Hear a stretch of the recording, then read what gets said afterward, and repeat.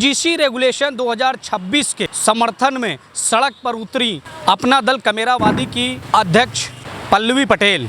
जिस प्रकार से उत्तर प्रदेश की राजधानी लखनऊ के चारबाग में कल उनका साफ तौर पे विरोध प्रदर्शन था, जहां पे उन्होंने पहले से ही निर्धारित कर रखा था कि हम चारबाग रेलवे स्टेशन से लेकर के विधानसभा की तरफ से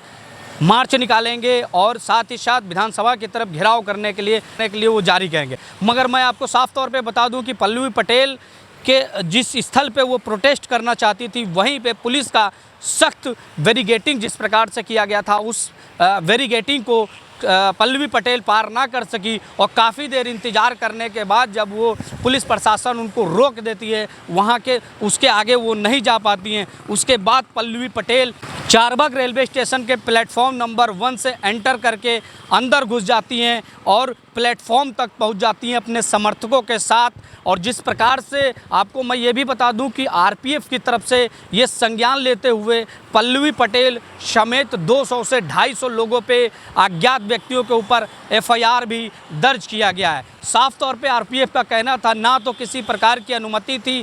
ट्रेन जो काफ़ी देर तक रोकी गई थी जिसकी वजह से वो बाधित हुआ, उसके वजह से आरपीएफ ने उनके ऊपर एफआईआर दर्ज की, साथ ही साथ उनके समर्थकों पे भी एफआईआर दर्ज की। मगर मैं आपको बता दूं कि पल्लवी पटेल आज प्रेस कॉन्फ्रेंस के माध्यम से जमकर भारतीय जनता पार्टी पर बरसी हैं कि अपने पार्टी का जब भी कोई प्रदर्शन होता है तो सभी जगह पे अनुमति होती है, सभी जगह पे उनको कार्य करने दिया जाता है, मगर कहीं ना कहीं भारतीय जनता पार्टी के अलावा और किसी अन्य पार्टी का अगर प्रदर्शन होता है तो वहाँ पे भारतीय जनता पार्टी वहाँ पे पुलिस को आगे कर देती है और पुलिस की जो बैरिकेडिंग है उसको बना दिया जाता है ताकि उस बैरिकेडिंग को पार ना किया जा सके। अगर पल्लवी पटेल अगर चारबाग रेलवे स्टेशन से अगर विधानसभा तक का अगर उनको पैदल मार्च निकालना था, विरोध प्रदर्शन जताना था यूजीसी रेगुलेशन लागू करवाने के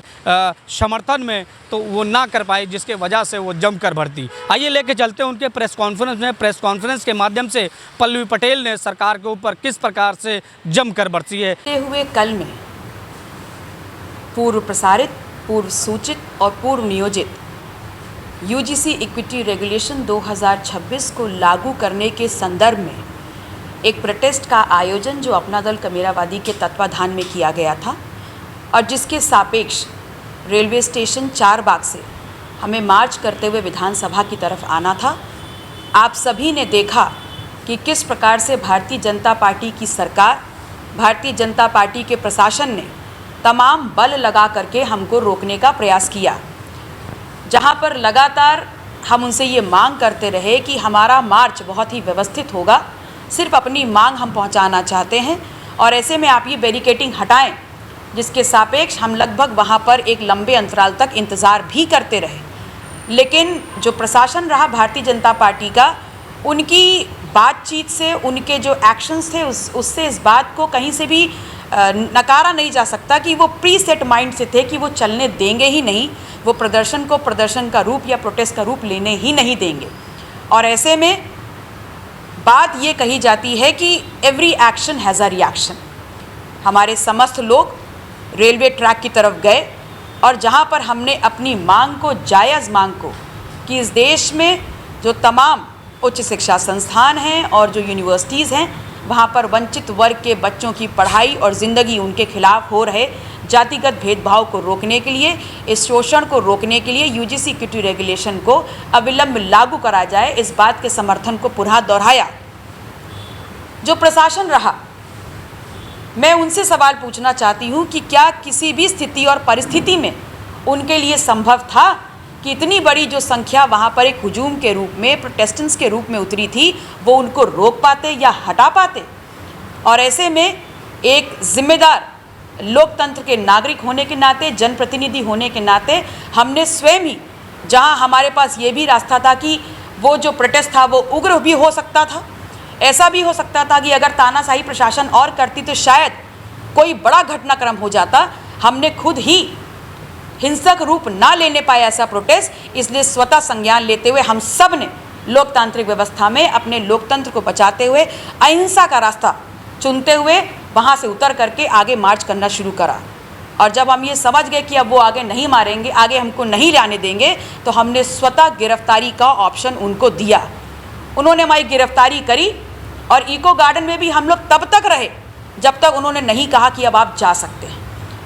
सबसे बड़ा सवाल ये है कि वो प्रोटेस्ट जो कर रहा था वो इस देश में लोकतांत्रिक व्यवस्था में एक चुना हुआ जनप्रतिनिधि, और वही उसी प्रक्रिया से चुना हुआ जनप्रतिनिधि जिससे एक सीएम आता है, जिससे एक मंत्री आता है, जिससे एक उप मुख्यमंत्री आता है, उसी प्रक्रिया से चुना हुआ एक जनप्रतिनिधि था। और मेरे पास ये अधिकार है कि मैं अपनी बात को मुखरता से कह सकूं। वो बात हमने कही,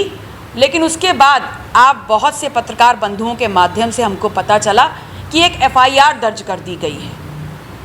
चलिए, आपने एफआईआर दर्ज करी, लेकिन अब सवाल ये उठता है कि एक जनप्रतिनिधि वंचित समाज का, वंचित समाज, दबे शोषित समाज के हक और अधिकारों के लोग जब सड़कों पे उतरते हैं तो आप बैरिकेडिंग लगाते हैं। वहीं जब उस यूजीसी इक्विटी रेगुलेशन का विरोध करने के लिए लोग सड़कों पे उतरते हैं तो आप रास्ता साफ कराते हैं और आप एस्कॉर्ट की भूमिका में आ जाते हैं। मैं सिर्फ इतना कहना चाहती हूँ कि अगर एक जनप्रतिनिधि वहाँ पर था जो अपना प्रोटेस्ट कर रहा था, तो ये बताइए, अगर ये आपराधिक था तो अभी कुछ दिन पहले विधानसभा जैसे संवेदनशील और बहुत ही ज़्यादा प्रोटेक्टिव एरिया में, अभी जब कुछ दिन पहले तमाम विपक्ष की राजनीतिक पार्टियों के झंडे और उनके नेताओं के, बल्कि लोकतांत्रिक व्यवस्था में सबसे, एक सूबे की सबसे उच्च कुर्सी पे बैठने वाले पूर्व मुख्यमंत्री के भी अगर पुतले का दहन किया जाता है तो क्या वो अपराध की श्रेणी में नहीं आता? अगर भारतीय जनता पार्टी और भारतीय जनता पार्टी का प्रशासन इतना ज़्यादा लॉ एंड ऑर्डर मेंटेन करना चाहता है तो बताएं, उन्होंने जहाँ जहाँ प्रदर्शन किया है वहाँ पर कितने लोगों के खिलाफ एफआईआर दर्ज हुई है? और रही बात कि हमने क्या किया, गलत या सही किया, जो एफआईआर हुई वो कितनी गलत और कितनी सही, तो इस प्रदेश की जनता, इस देश की जनता देख रही है, वंचित वर्ग देख रहा है। मैं उसका निर्णय समाज पे छोड़ती हूँ, वंचित वर्ग पे छोड़ती हूँ और न्यायपालिका पर छोड़ती हूँ। ऐसी खास रिपोर्ट देखने के लिए बने रहिए कैमरा पर्सन शरद के साथ सनी शाह, लखनऊ।